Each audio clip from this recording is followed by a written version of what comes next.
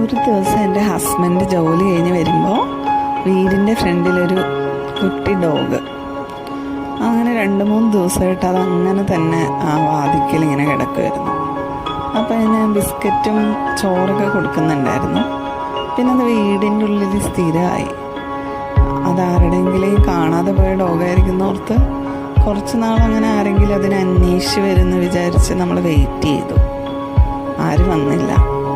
പിന്നെ അവനെ കൊണ്ടുപോയി. അവൻ വന്നപ്പോൾ ഒരുമാതിരി അഴുക്കൊക്കെ പിടിച്ച് ഒരുമാതിരി കോലമായിരുന്നു. അവനെ കൊണ്ടുപോയി ട്രിം ചെയ്യിപ്പിച്ച്